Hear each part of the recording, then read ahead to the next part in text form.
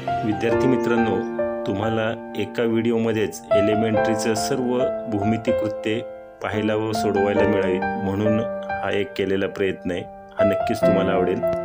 आवश्यक त्या ठिकाणी व्हिडिओ पॉज करा, फोटो काढा व योग्य प्रकारे ह्या कृती समजून घ्या। ड्रॉइंगच्या एलिमेंटरी आणि इंटरमिजिएट या परीक्षांसाठी उपयुक्त असणारा आणि कर्तव्यभूमिती या विषयासाठी आवश्यक असणारा कर्तव्यभूमितीमधील भाग 1 हा आज आपणासमोर सादर करत आहे।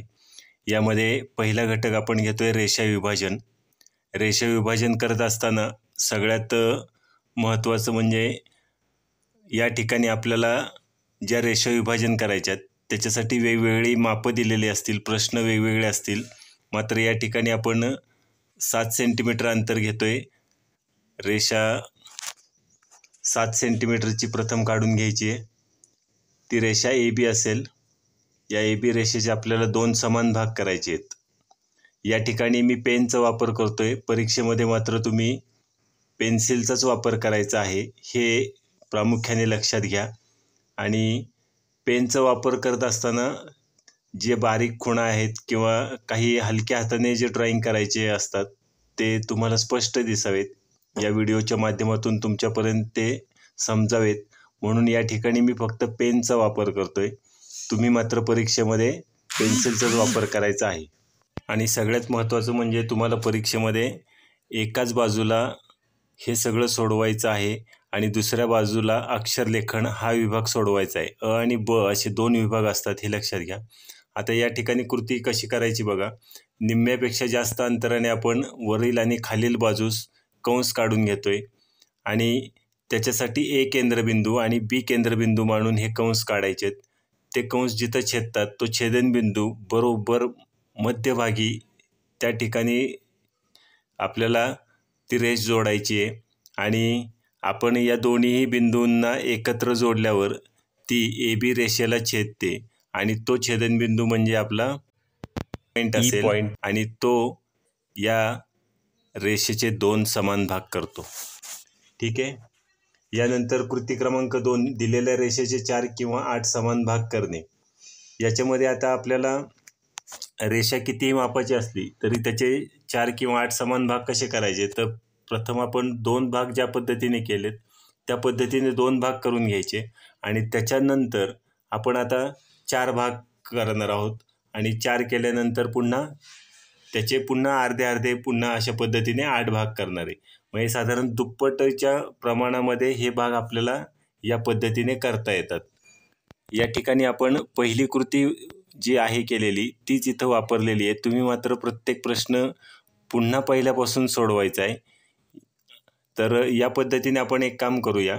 निम्म्यापेक्षा जास्त अंतर घेऊन पुन्हा AE या रेषेचे पुन्हा काय करूया, आपण 2 भाग करूया। तेच मगाशी केल्याप्रमाणे कंस वरून आणि खालच्या बाजूस अशा पद्धतीने एकमेकांना छेदणारे कंस काढल्यानंतर आपल्याला नवीन छेदनबिंदू मिळतात किंवा ते बिंदू एकमेकांना जोडल्यानंतर आपल्याला AC या रेषेला छेदणारी रेषा मिळते आणि या रेषा हा बिंदू हा रेषेवरचा आहे, तोच आपल्याला त्याचे 2 समान भाग करून देतो। राहिलेल्या भागाचे पुन्हा याच कृतीने समान भाग करावायचे आहेत। आता ही कृती करत असताना आपल्याला एक लक्षात घ्यायचं आहे की तुम्हाला प्रश्नपत्रिकेमध्ये दिलेलं अंतर म्हणजे त्या रेषेचं अंतर वेगळं असू शकतं। तुम्हाला 4 भाग करायला सांगतील किंवा 8 भाग करायला सांगतील। जेवढे भाग करायला सांगितले तेवढेच तुम्ही करायचे आहेत। इथं मात्र तुम्हाला 8 भागापर्यंत कृती दाखवलेली आहे। ही कृती नीट समजून घ्या। जिथं छेदनबिंदू मिळेल, जिथं नवीन बिंदू मिळेल आपल्याला त्या ठिकाणी नाव द्यायला विसरू नका। प्रत्येक ठिकाणी नाव द्यायला पाहिजे। आता आपण नीट निरीक्षण केलं असेल की आपण पहिल्यापासून तीच कृती करतोय, फक्त अंतर बदलतंय। AB अंतराच्या निम्म्यापेक्षा जास्त अंतराने आपण कंस काढत होतो, नंतर AC पेक्षा निम्म्यापेक्षा जास्त अंतराने इथं कंस काढतोय। नंतर पुन्हा जसजसे बिंदू आपल्याला मिळत जात आहेत त्याच्या निम्म्यापेक्षा जास्त अंतराने आपण हे ही कृती वारंवार करतोय किंवा पुन्हा पुन्हा करतोय. म्हणजे याचा अर्थ एकच कृती आहे, फक्त ही आपल्याला वारंवार करावी लागते. फक्त ती कधी, कुठे, कशी करायची हे व्यवस्थित समजून घेणं महत्त्वाचं आहे. आता हे काम करत असताना एक सगळ्यात महत्त्वाचं लक्षात ठेवायचं आहे की पेन्सिलला पॉईंट असणं आवश्यक आहे. त्यानंतर पेन्सिल ज्या ठिकाणी आपण ठेवणार आहे त्या ठिकाणी तो पॉईंट छेदनबिंदू किंवा परफेक्ट पॉईंटवरच तो पेन्सिलचं टोक टेकवायचं आहे ते, आणि त्या पद्धतीने त्या रेषा काढायच्या आहेत. जरा जरी तुमच्या पॉईंटमध्ये गफलत झाली, इकडे तिकडे सरकला तरीसुद्धा आत्ता एवढासा फारसा फरक पडणार नाही, पण पुढे जसजशा कृती जरा थोड्या अवघड कॉम्प्लिकेटेड असतील त्या ठिकाणी मात्र तो फरक मोठ्या प्रमाणात जाणवतो आणि मग तिथं चुकण्याची दाट शक्यता असते. त्यामुळे पेन्सिलला नेहमी टोक पाहिजे हे लक्षात ठेवा आणि त्या पद्धतीने त्याचा योग्य ठिकाणी योग्य पद्धतीने वापर करा. कारण काही ठिकाणी आपल्याला हलक्या पेन्सिलचा वापर करावा लागतो, तर काही ठिकाणी डार्क पेन्सिलचा. महत्त्वाचे घटक कोणते आहेत ते डार्क पेन्सिलने दाखवायचे आहेत आणि जे स्टेप्स आहेत मधल्या काही, तर त्या फिक्या पेन्सिलने दाखवायच्या आहेत. याप्रमाणे पुढचे सगळी कृत्य सोडवायची आहेत. आता यानंतर आपण कृती क्रमांक 3 कडे जाऊया. तर याच्यामध्ये सुद्धा रेषा विभाजन आहे, मात्र आपल्याला या कृती क्रमांक 3 मध्ये दिलेल्या रेषेचे हवे तितके समान भाग करणे ही कृती आपल्याला कशा पद्धतीने करता येते ते पाहूया. यामध्ये आपण दिलेल्या रेषेचे 6 समान भाग करणार आहोत. या ठिकाणी मी 8 सेंटीमीटर लांबीची रेषा AB घेतोय आणि त्या AB रेषेचे 6 समान भाग करणार आहोत. याआधी आपण पाहिलं की आपण रेषेचे 2 समान भाग केलेले होते, त्यानंतर पुन्हा 4 समान भाग केले, त्यानंतर पुन्हा 8 समान भाग केले. हे साधारण 2, 4, 8 या पद्धतीने आपण भाग करत गेलेलो आहे. मात्र समजा 5 भाग करायचे असतील, 6 भाग करायचे असतील, 7 भाग करायचे असतील, तर अशा वेळेस काय करायचं? तर त्यासाठी ही कृती सगळ्यात महत्त्वाची आहे. तुम्ही परीक्षेला ज्या पद्धतीने प्रश्न विचारतात त्या पद्धतीने ती कृती सोडवायची आहे. जर तुम्हाला 2, 4 किंवा 8 भाग समान करायला सांगितले, तर पहिले जे आपण 1 आणि 2 मध्ये जे आपण कृत्य बघितलं किंवा कृती बघितली त्या पद्धतीचा वापर करायचा आहे. आणि जर 6, 5, 7 वगैरे असं काही समान भाग करायला सांगितले, तर त्या ठिकाणी तुम्ही काय करा की या कृतीचा उपयोग करायचा आहे. आता या ठिकाणी आपण रेषा काढलेली आहे आणि त्याच्या A आणि B असे 2 नावं देऊया त्याला. आणि एका बाजूला वरच्या बाजूस आपण काय करूया, A बिंदूपासून वरच्या बाजूस 30 अंशाचा कोन काढूया. हा कोन मापकाच्या सहाय्याने सुद्धा काढता येतो.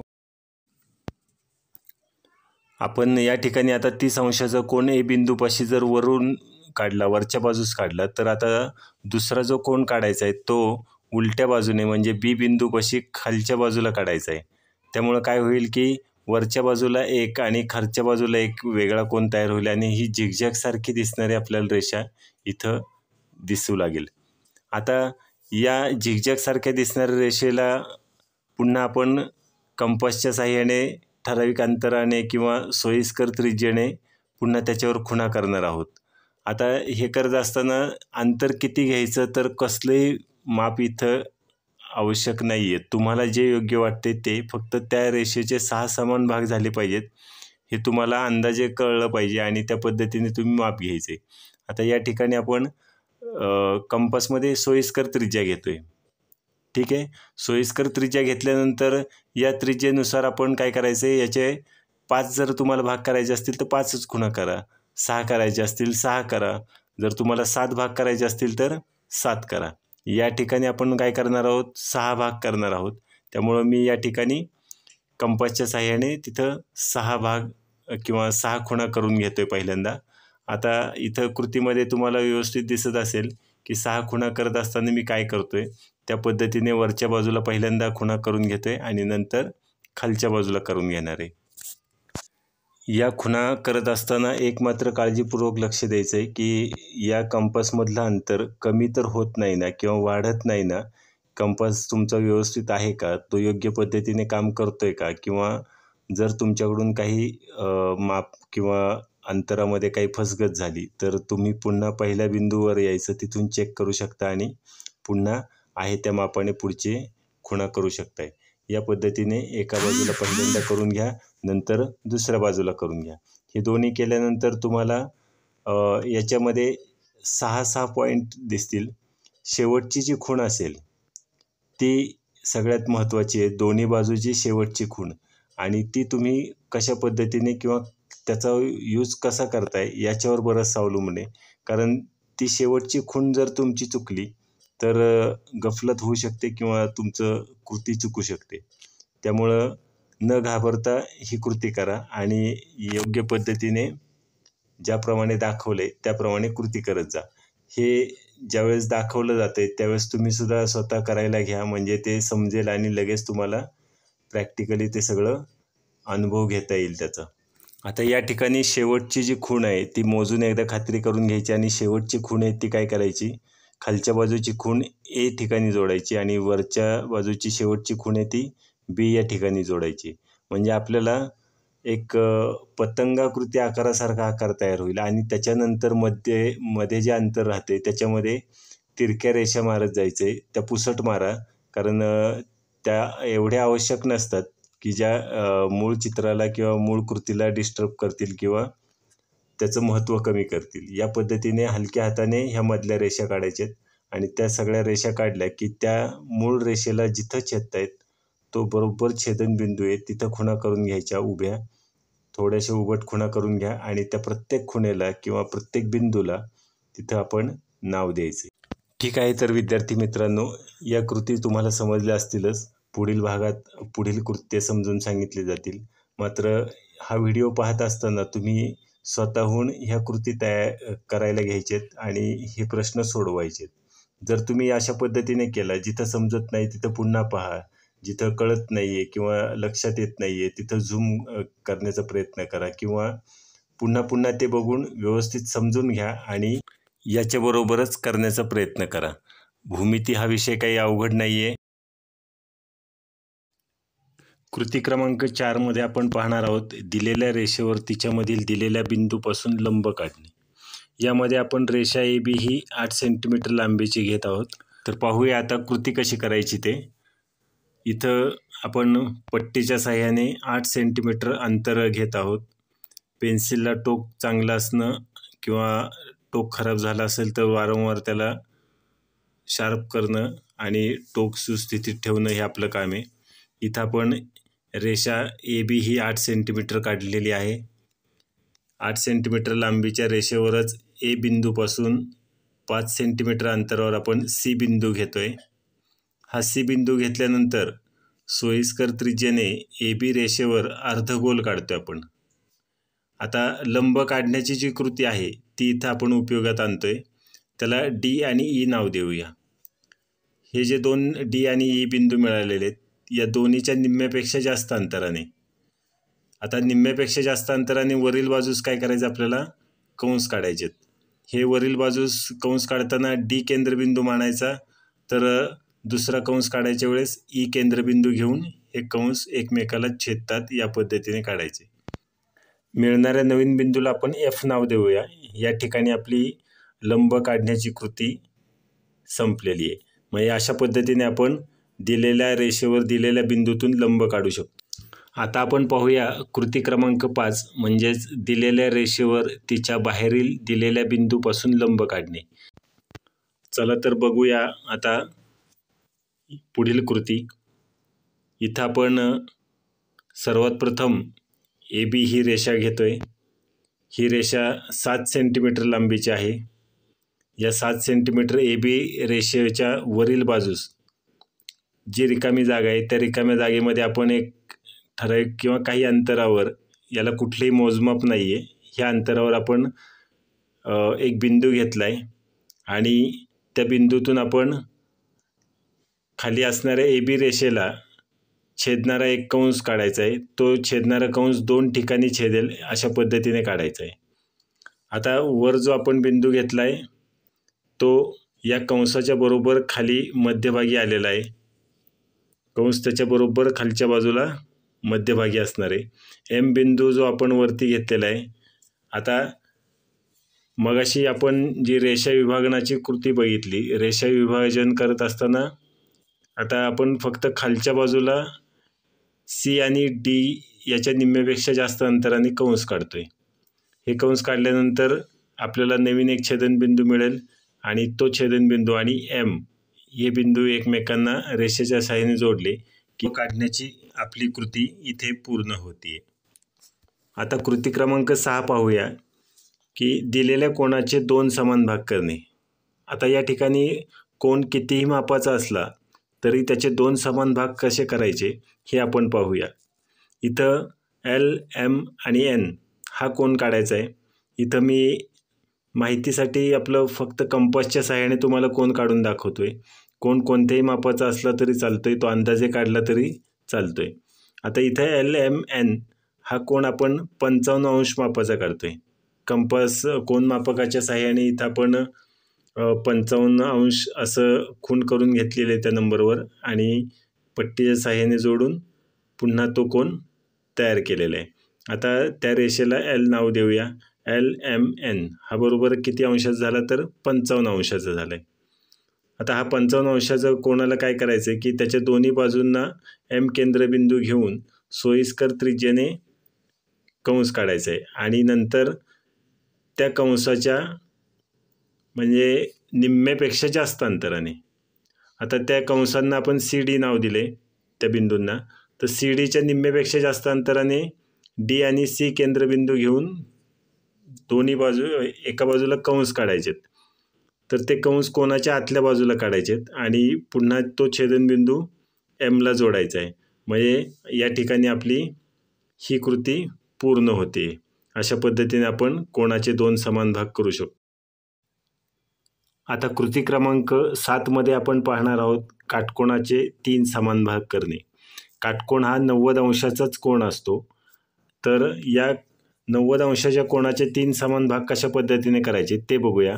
या ठिकाणी आपण जे, के, एल हा काटकोन काढतोय. तो कोण मापकाच्या सहाय्याने काढतोय. के एल बाजू आधी काढून घेतलेली आहे. नंतर के या ठिकाणी कोण मापक ठेवून इथं 90 अंशावर खूण करून बरोबर आपण या ठिकाणी काटकोन तयार केलेला आहे. आता हा काटकोन काढल्यानंतर याला 3 भागात याचं विभाजन करायचं आहे. यासाठी आपण काय करतोय, प्रथम सोयीस्कर त्रिज्या घेऊन कंपासच्या सहाय्याने त्याच्यावर एक कंस काढतोय की जो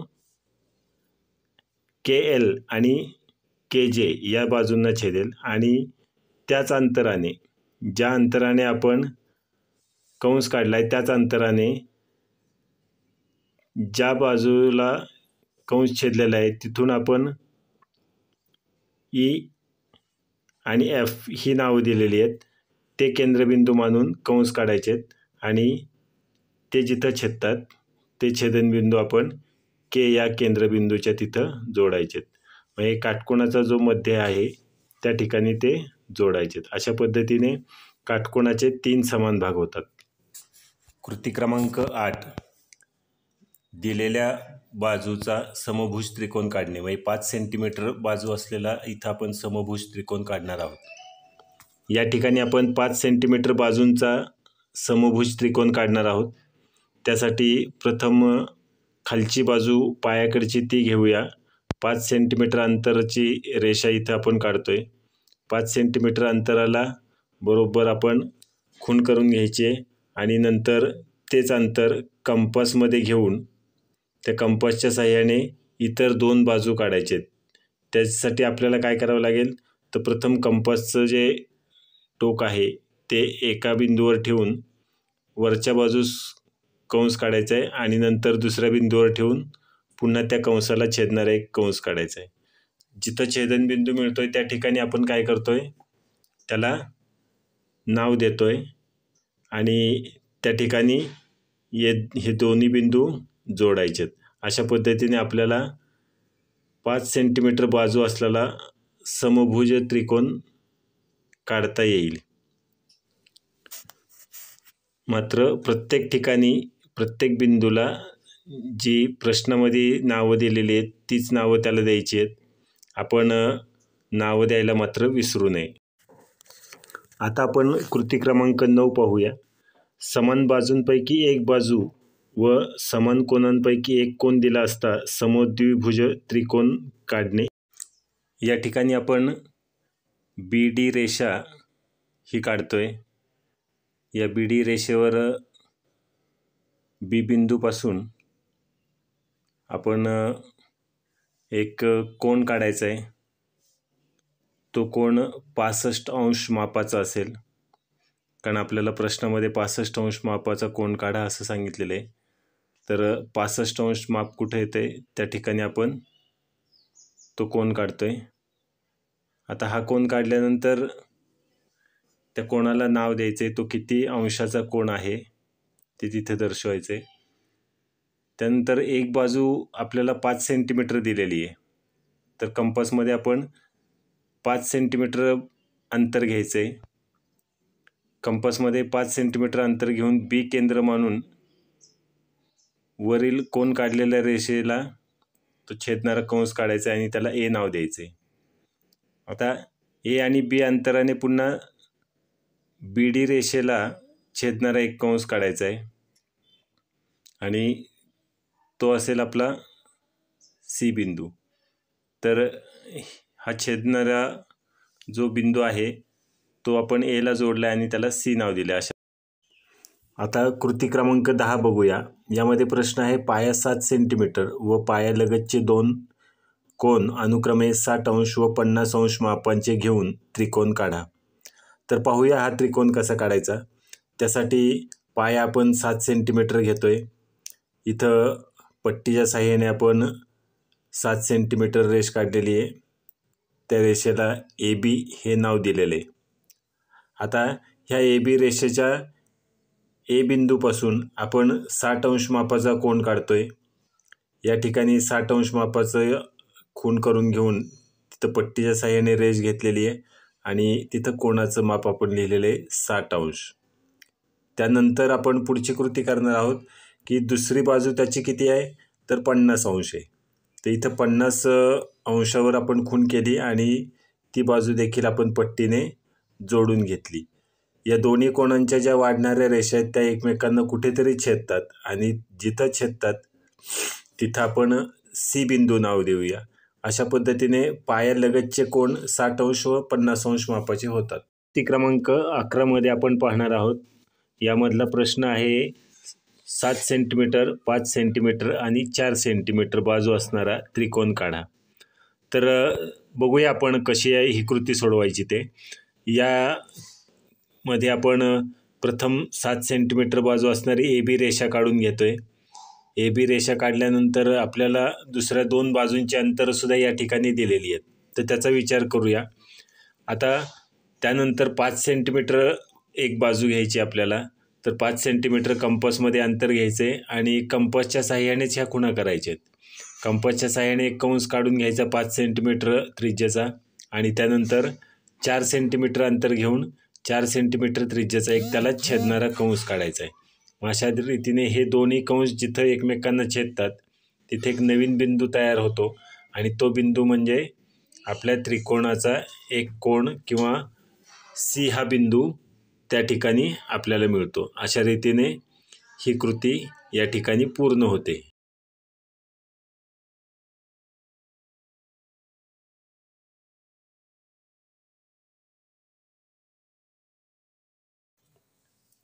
कृती क्रमांक 12 चौकोन रचना. यामध्ये प्रश्न आहे 5 सेंटीमीटर बाजू असणारा चौरस काढा. या ठिकाणी आपण हा प्रश्न सोडवतोय. तो कसा सोडवायचा ते पाहूया. तर या ठिकाणी आपण CB ही एक मोठी रेषा घेतलेली आहे. CB ही 5 सेंटीमीटरपेक्षाही मोठी रेषा आहे. या रेषा CBवर आपण 5 सेंटीमीटर अंतरावर A हा बिंदू घेतोय आणि इथं AB हे अंतर 5 सेंटीमीटर होते. आता काही सोयीस्कर त्रिज्येने आपण BC रेषेवर A केंद्रबिंदू घेऊन कंस काढतोय. BD रेषेवर. तर या ठिकाणी आपण जे नवीन 2 कंस छेदलेले आहेत त्या ठिकाणी आपल्याला निम्म्यापेक्षा जास्त अंतराने वरील बाजूस कंस छेदणारे काढायचे आहेत आणि अशा पद्धतीने आपल्याला लंब काढण्याची कृती इथं वापरावी लागते. म्हणजे दिलेल्या बिंदूतून लंब काढणे ही कृती इथं उपयोगात येते. आता त्यानंतर आपण कंपासमध्ये 5 सेंटीमीटर पुन्हा अंतर घेतोय आणि कंपासच्या साहाय्याने आता काय करायचं आपल्याला, तर एक केंद्रबिंदू मानून त्या रेषेला, लंब रेषेला म्हणजे आणि AD रेषेला आपण एक कंस काढतोय. तर हा जो कंस काढलेला आहे तो जिथं छेदतोय त्या छेदनबिंदूला K आणि C L नाव देऊया. आता L केंद्रबिंदू मानून आपण वरच्या बाजूस एक कंस काढायचा आणि K केंद्रबिंदू मानून 5 सेंटीमीटरच्या अंतराचा कंस काढायचे. ते जिथं छेदतात तिथं आपली चौथ्या बिंदू म्हणजे चौथी बाजू तयार होते आणि अशा पद्धतीने चौरस तयार होतो.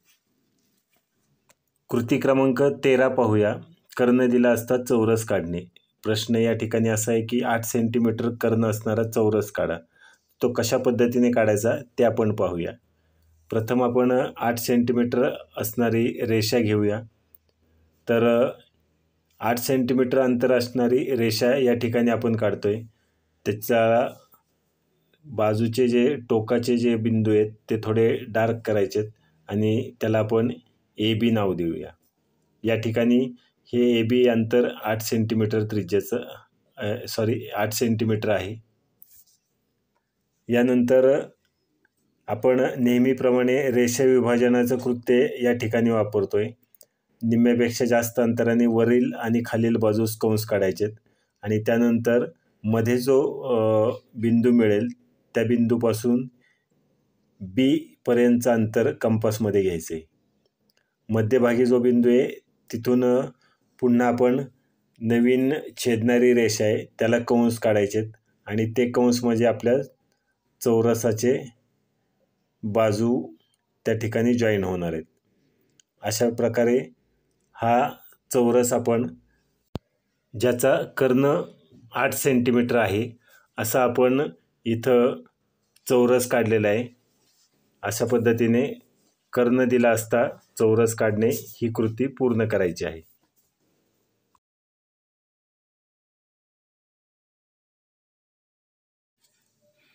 आता यापुढे आपण बघणार आहोत कृती क्रमांक 14. 2 असमान बाजू दिल्या असता काटकोन चौकोन म्हणजेच आयत काढणे. यामध्ये आपल्याला 5 सेंटीमीटर व 8 सेंटीमीटर लांबीच्या 2 असमान बाजू असणारा आयत काढायचा आहे. त्यासाठी आता कृती काय करायची नीट पाहूया. 8 सेंटीमीटर लांबीची रेषा पहिल्यांदा आपण काढून घेतली. त्याला आपण AB हे नाव देऊया. या AB नाव दिल्यानंतर ह्या दोन्ही बाजूला ह्या रेषा वाढवायचे. थोडं अंतर दोन्ही बाजूला वाढवल्यानंतर A पासून लंब काढणे ही कृती इथं आपल्याला उपयोगात येणार आहे. म्हणजे रेषेचा लंब काढणे, दिलेल्या बिंदूतून लंब काढणे रेषेवर. सेम प्रोसेस दोन्ही ठिकाणी करायची. A आणि B या ठिकाणी सोयीस्कर त्रिज्येने कंस काढायचे त्या रेषेला छेदणारे दोन्ही बाजूला आणि नंतर नवीन जे कंस आहेत त्याच्या निम्म्यापेक्षा जास्त अंतराने वरील बाजूस एकमेकांना छेदणारे कंस काढायचे आणि या पद्धतीने आपण लंब काढून घ्यायचे. हे लंब काढल्यानंतर कंपासमध्ये 5 सेंटीमीटर अंतर घ्यायचं आहे. 5 सेंटीमीटर अंतर घेतल्यानंतर या कंपासच्या साहाय्याने एक केंद्रबिंदू घेऊन त्या लंबास छेदणारा एक कंस काढायचा आहे आणि B बिंदूच्या तिथं सुद्धा हीच कृती करायची. वरची बाजू जोडून घ्यायची. या ठिकाणी ही कृती पूर्ण होते. आता आपण कृती क्रमांक 15 पाहूया. वर्तुळ व बहुभुजाकृती. दिलेल्या वर्तुळाचे 4 समान भाग करणे.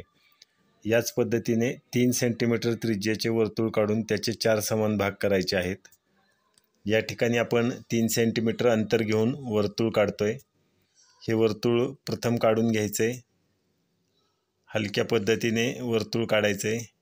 कागदाला होल पडणार नाही या पद्धतीने काळजीपूर्वक हे वर्तुळ काढून घ्यायचे. नंतर केंद्रबिंदूतून जाणारी एक रेषा काढायची ज्याने वर्तुळाचे 2 समान भाग होतील. या दोन समान भाग करण्यासाठी दुसरी कोणतीही कृती करायची गरज नाही.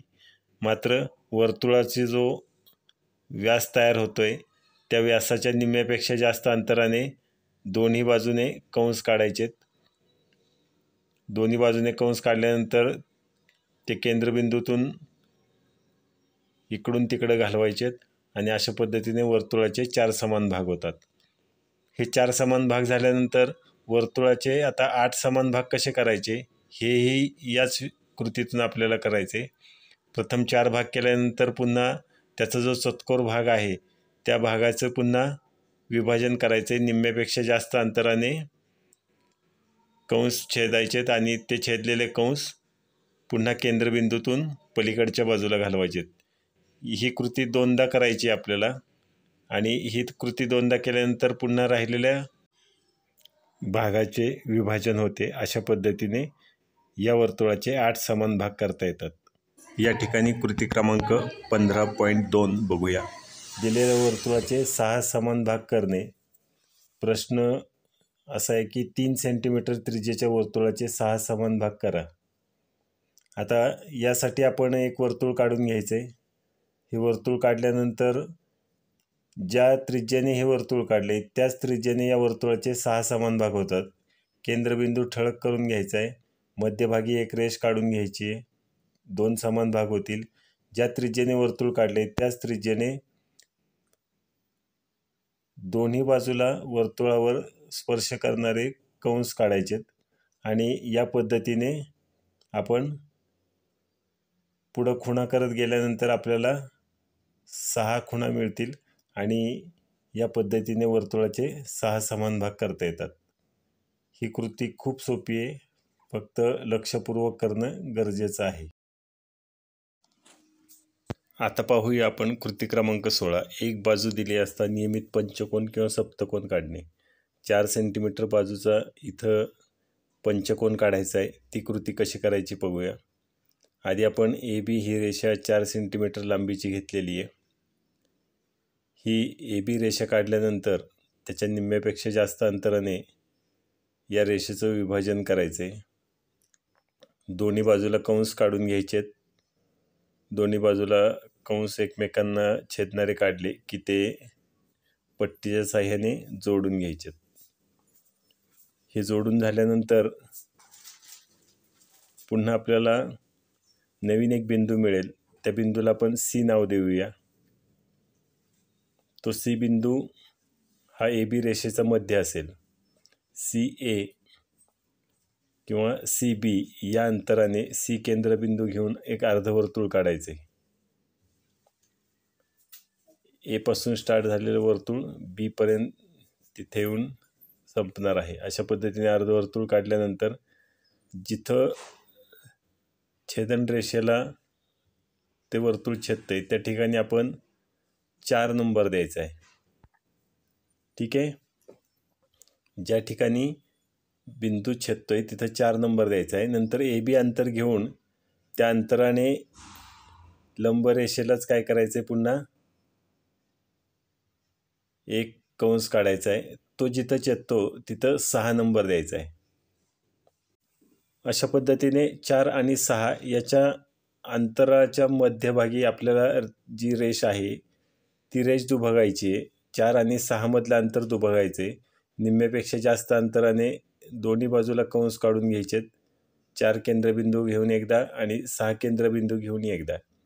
या क्रमाने ही कृती केली की आपल्याला तिथला छेदनबिंदू मिळेल आणि बरोबर त्या 4 आणि 6 या अंतराचे तिथं आपल्याला 2 भाग झालेले पाहायला मिळतील. आता हे तुम्ही काढल्यानंतर पुन्हा हे रेषेच्या साहाय्याने जोडायचे आणि जिथं जोडणार आहात 4 आणि 6च्या मध्ये रेषेला जिथं ही रेषा छेदते तिथं आपण 5 नंबर द्यायचा आहे. ठीक आहे. हा 5 नंबर म्हणजेच आपला पंचकोनाचा महत्त्वाचा केंद्रबिंदू असणार आहे. आता 4 सेंटीमीटर बाजू असणारा आपण इथं नियमित पंचकोन काढणार आहे. तर आता 5 आणि A एवढा अंतर कंपासमध्ये घेऊन वर्तुळ काढायचे. 5 आणि A या ठिकाणी 5 केंद्रबिंदू असेल. A वर पेन्सिलचं टोक आणि त्या पद्धतीने वर्तुळ काढायचे. आता पंचकोन काढायचा असेल तर 5 वर आणि सप्तकोन काढायचा असेल तर 7 वर, या पद्धतीने कृती करायची आहे. आता इथं पंचकोनच काढून दाखवलेलं आहे. हे 5A एवढं अंतर आहे हे लक्षात घ्यायचं. मात्र आता बाजू काढताना AB या अंतराने आपल्याला अजून 2 खुणा करायचे. एक डाव्या बाजूला करून घ्यायची आणि दुसरी B पासून उजव्या बाजूला करून घ्यायची. अशा पद्धतीने 2 खुणा झाल्या की आपोआप तुमच्या 5 बाजू 4 सेंटीमीटरच्या इथं तयार होतील. या बाजू आता पट्टीच्या साहाय्याने जोडून घेऊ, म्हणजे आपला नियमित पंचकोन तयार होईल. आता हीच कृती सप्तकोनाच्या बाबतीतही करावी लागते. फक्त जसं आपण 5 पासून काढले तसं आपल्याला 7 हा बिंदू घ्यायला लागेल, पण त्यावेळेस एवढंच करायला लागेल की आपल्याला 5-6 अंतर हे काढावंच लागणार आहे सप्तकोनाच्या वेळेससुद्धा. तर 5-6 एवढंच अंतर पुढं आपण काउंट करायचं आहे, तिथं 7वा बिंदू मिळेल. आता तो 7वा बिंदू आणि A हे अंतराने जर आपण वर्तुळ काढलं की आपल्याला त्या ठिकाणी सप्तकोनाची डायग्राम मिळेल आणि पुढची कृती मग याप्रमाणेच खुणा करत जायचेत. 2-2 खुणा दोन्ही बाजूला करावे लागतील. म्हणजे पंचकोनाच्या नंतर सप्तकोनासाठी सुद्धा हीच कृती वापरावी लागते, हे लक्षात घ्या.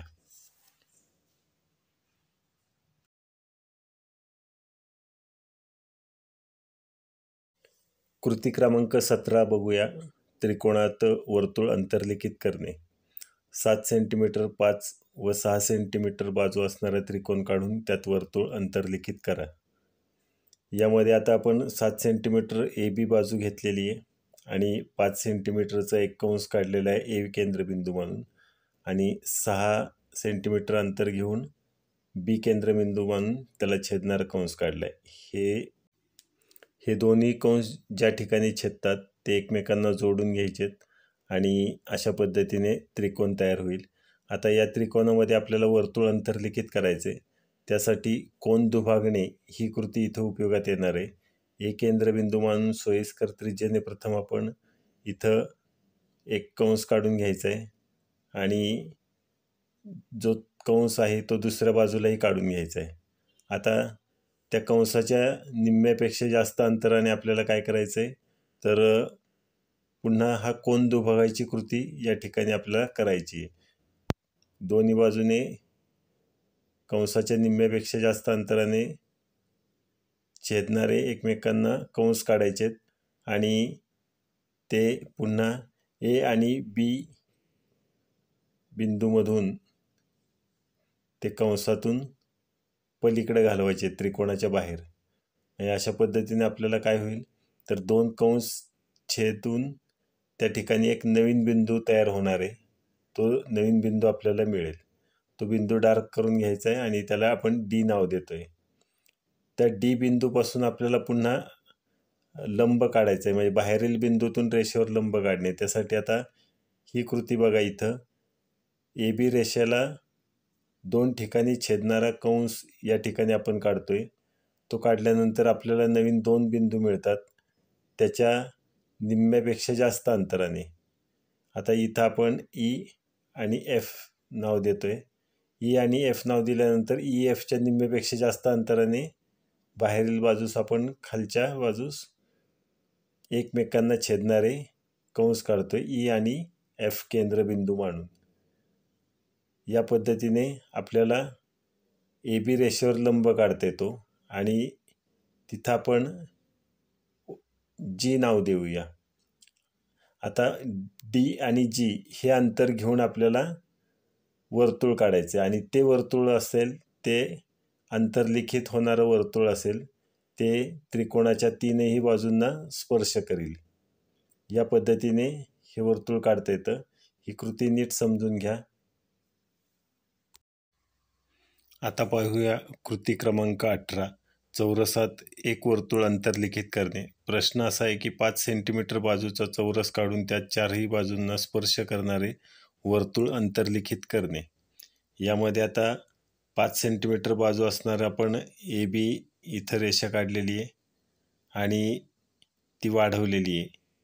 A अंतरापासून सोयीस्कर त्रिज्येने त्याला छेदणारे कंस काढले आणि CD नाव देऊन CD केंद्र बिंदू घेऊन CDच्या निम्म्यापेक्षाही जास्त अंतराने इथं लंब काढण्याची कृती केलेली.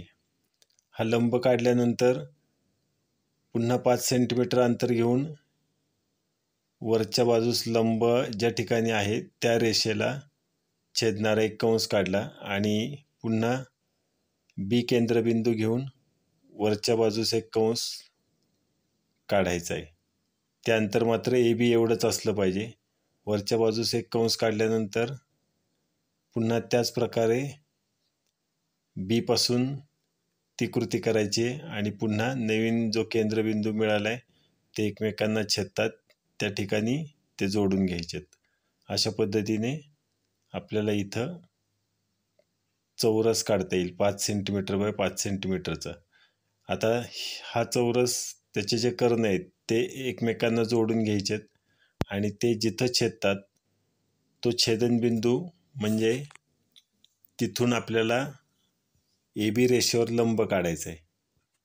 आता ते लंब काढण्यासाठी ABच्या निम्म्यापेक्षा जास्त अंतराने इथं कंस काढायची गरज नाही. ABच्या निम्म्यापेक्षा जास्त अंतराने खालच्या बाजूस कंस काढायचे एकमेकांना छेदणारे आणि ते पुन्हा जोडून घ्यायचेत ज्या ठिकाणी कर्ण एकत्र आलेले आहेत त्या सेंटरला.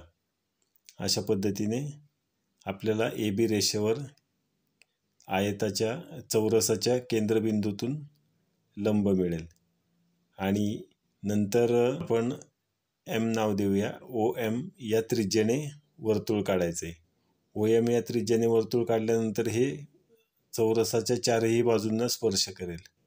अशा पद्धतीने ही कृती पूर्ण होत आहे. लक्षपूर्वक पहा आणि योग्य त्याप्रमाणे कृती करत राहा.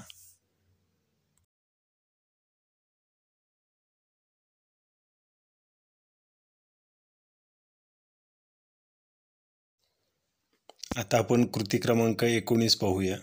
समभुज त्रिकोणात 3 समान वर्तुळे अशी अंतर्लिखित करा की प्रत्येक वर्तुळ त्रिकोणाच्या एका बाजूला आणि दुसऱ्या 2 वर्तुळांना स्पर्श करेल. 7 मीटर बाजूचा समभुज त्रिकोण काढून त्यात 3 वर्तुळ अंतर्लिखित करायचे आहेत. ते कशा पद्धतीने करायचे आहेत ते पाहूया आपण. या ठिकाणी आपण 7 सेंटीमीटर बाजूचा समभुज त्रिकोण काढतोय ज्याच्या तीनही बाजू समान असतील. आता हा त्रिकोण काढल्यानंतर याच्या कोणत्याही 2 बाजू दुभागल्यानंतर आपल्याला त्याचा केंद्रबिंदू मिळणार आहे. ही पहिल्यांदा कृती समजून घ्या. त्याच्यासाठी आता ABC हा त्रिकोण आहे त्यातल्या B केंद्रबिंदूवर आपण कंपासचं टोक ठेवून सोयीस्कर त्रिज्येने कंस काढतोय. आता हा कंस काढल्यानंतर आपल्याला याच पद्धतीने दुसऱ्या बाजूला सुद्धा तीच कृती करावी लागणार आहे कारण 2 कोन दुभागल्याशिवाय आपल्याला मध्य मिळणार नाही. आता मिळणारे जे नवीन बिंदू आहेत त्याच्या निम्म्यापेक्षा जास्त अंतराने आपण एकमेकांना छेदणारे कंस दोन्ही बाजूला काढून घेतोय आणि अशा पद्धतीने आपले दोन्ही कोन दुभागले जाणार आहेत. हे दुभागले जाणारे कोन पलीकडे घालवायचे आहेत, पलीकडच्या समोरच्या बाजूला टेकवायचे आहेत. अशा पद्धतीने 2 कोन दुभागण्याची कृती इथं पूर्ण झालेली आहे. आता वरचा जो C बिंदू आहे तो या छेदनबिंदूच्या मधून खाली घ्यायचा आहे म्हणजे आपल्याला लंब काढण्याची इथं कृती करावी लागणार नाही. या पद्धतीने EFG हे बिंदू 3 मिळालेले आहेत आपल्याला प्रत्येक रेषेवर. त्यानंतर आता आपल्याला पुन्हा छोटा जो कोन आहे तो दुभागायचा आहे. तो त्याच्याही निम्म्यापेक्षा जास्त अंतराने अंतर घेऊन इथं दुभागायचा आहे आणि कंस काढून ही कृती इथं पूर्ण करायची. आता CE या रेषेला हा कोन दुभागलेला आहे ती रेषा जाऊन मिळेल आणि तिथं नवीन बिंदू मिळेल. आता या ठिकाणी आपल्याला इथं वर्तुळ काढायचं आहे. आता त्याच्यासाठी आपण इथं G नाव देतोय. G नाव दिल्यानंतर GE हा बिंदू इथं या 2 बिंदूंमधलं अंतर घेऊन आपण इथं वर्तुळ काढतोय एक. हे वर्तुळ या ठिकाणी परफेक्ट येत आहे आणि मापं जर योग्य असतील तर हे योग्य प्रकारे ती वर्तुळे तिथं अंतर्लिखित करता येतात.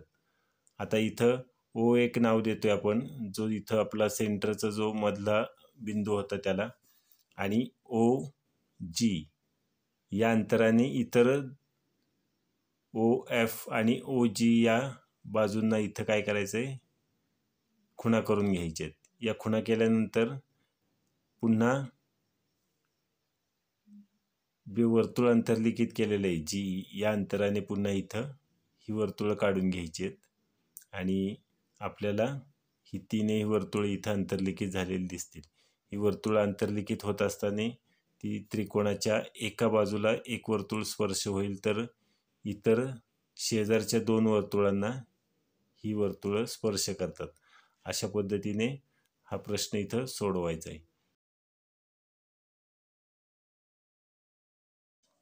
आता शेवटची आपण कृती पाहणार आहोत. कृती क्रमांक 20. 8 सेंटीमीटर बाजूच्या चौरसात 4 समान वर्तुळे अशी काढा की प्रत्येक वर्तुळ चौरसाच्या एका बाजूला आणि इतर 2 वर्तुळांना स्पर्श करेल. आता ही कृती कशी सोडवायची आहे बघा. या ठिकाणी 8 सेंटीमीटर लांबीची आपण रेषा BC काढतोय. ही रेषा BC काढत असताना आपल्याला या ठिकाणी ही रेषा दोन्ही बाजूला वाढवायची आहे आणि दिलेल्या बिंदूतून लंब काढणे ही कृती इथं वापरायची आणि दोन्ही ठिकाणी लंब काढायचे. त्यासाठी प्रथम आपण आता त्या रेषा दोन्ही बाजूला वाढवून घेऊया आणि सोयीस्कर त्रिज्येने पुन्हा याच्यावर अर्धवर्तुळ काढायचे किंवा खुणा करून घ्यायचे.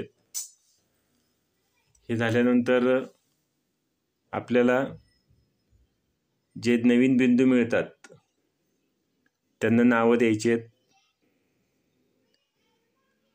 एका ठिकाणी आपलं हे काम झालेलं आहे. आता दुसऱ्या ठिकाणी आपण त्याच पद्धतीने अर्धवर्तुळ काढतोय, जेणेकरून B आणि C बिंदू त्या अर्धवर्तुळाच्या मध्यभागी येतील.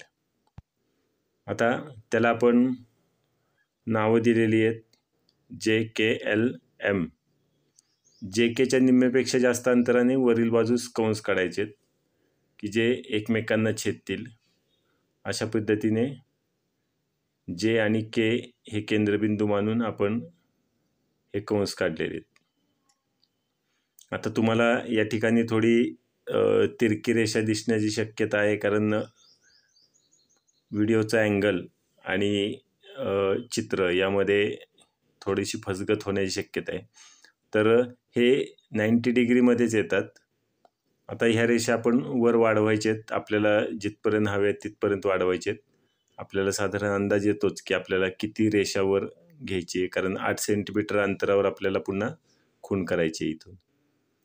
आता BC या अंतराने जे लंब काढलेत त्याच्यावर आपण 2 खुणा करून घ्यायचे आणि ह्या दोन्ही खुणा पुन्हा एकत्र पट्टीच्या साहाय्याने जोडून घ्यायचे. म्हणजे आपला ABCD हा चौरस तयार होईल.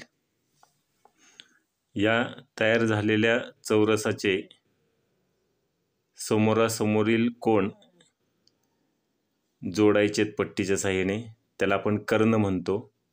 हे जोडायचे आणि ते दोन्ही कर्ण ज्या ठिकाणी छेदतात तिथं आपण O नाव देतोय. तर अशा पद्धतीने हा चौरसाचा केंद्रबिंदू झालेला आहे हा O. आता आपल्याला या ठिकाणी कोन दुभागायचा आहे. OBC हा कोन दुभागतोय आपण आता. त्याच्यासाठी कोन दुभागण्याची जी कृती आहे ती वापरायची. सोयीस्कर त्रिज्येने वर्तुळ घेऊन त्या निम्म्यापेक्षा जास्त अंतराने कंस काढून कोन दुभागायचा आहे. या ठिकाणी आपण एक कोन दुभागलेला आहे. आपल्याला वर्तुळ अंतर्लिखित करायचं असेल, साधारण हा त्रिकोण आहे, एक एरिया आहे, त्या एरियामध्ये आपल्याला वर्तुळ काढायचे. म्हणजे त्रिकोणात 2 कोन दुभागल्यावर आपल्याला त्या त्रिकोणाचा मध्यबिंदू मिळतो आणि तिथंच आपला तो त्रिकोण वर्तुळ अंतर्लिखित करण्याचा पॉईंट असतो. त्यासाठी आपण आता इकडचा उभा कोन आहे तो दुभागतोय आणि या ठिकाणी 2 कोन दुभागून झालेले आहेत. आपल्याला केंद्रबिंदू मिळालेला आहे. आता या केंद्रबिंदू पासून आपण आता आयताचे आडवे भाग आणि उभे भाग असे 4 भाग करून घेतोय। हे 4 भाग आणि खालचा जो त्रिकोण दिसतोय त्या त्रिकोणातले 2 कोन दुभागले, त्यामुळे एम आणि वाय या अंतराने आपण आता हे वर्तुळ काढत आहोत। हे वर्तुळ काढत असताना आपल्याला कंपासचं टोक एन या केंद्रबिंदूपाशी ठेवायचे, त्या बिंदूवर ठेवायचे आणि वर्तुळ काढायचे। अशा पद्धतीने एक वर्तुळ झालेले आपलं। आता ओ आणि एन हे अंतर घेऊन बाकीच्या ज्या रेषा आहेत त्याच्यावर आपल्याला त्या खुणा करून घ्यायचेत, किंवा त्या ठिकाणी सर्कल जरी काढलं तरी चालेल, पण ते पुसट असावं जेणेकरून ते मुख्य आकृतीला बाधा करणार नाही किंवा मुख्य आकृती आपल्याला स्पष्ट दिसेल। अशा पद्धतीने आपल्याला तिथं नवीन बिंदू मिळतात, त्याला आपण एक्स, झेड आणि एल ही नावं दिलेली आहेत। आता पहिला जो आपण एन वाय अंतर घेतलेलं आहे त्याच अंतराने साधारण हे सगळे वर्तुळ आपल्याला काढायचे आहेत। मग आता हे दुसरं वर्तुळ झालं आहे बघा। एक्स केंद्रबिंदू घेतला या ठिकाणी, नंतर झेड केंद्रबिंदू घेऊन एक वर्तुळ आणि त्यानंतर एल केंद्रबिंदू घेऊन एक वर्तुळ। अशा पद्धतीने धन्यवाद ही 4ही वर्तुळं या ठिकाणी अंतर्लिखित केलेली आहेत। यातले प्रत्येक वर्तुळ हे चौरसाच्या एका बाजूला आणि शेजारच्या 2 वर्तुळांना स्पर्श करते। तर मित्रांनो, अशा प्रकारे भूमिती या विषयाचा सराव करायचा आहे। एका व्हिडिओत तुम्हाला हे पाहायला सर्व मिळावं म्हणून हा व्हिडिओ तयार केलेला आहे। या चॅनलला सबस्क्राईब करा आणि जास्तीत जास्त विद्यार्थ्यांपर्यंत हा व्हिडिओ पोहोचवा। धन्यवाद।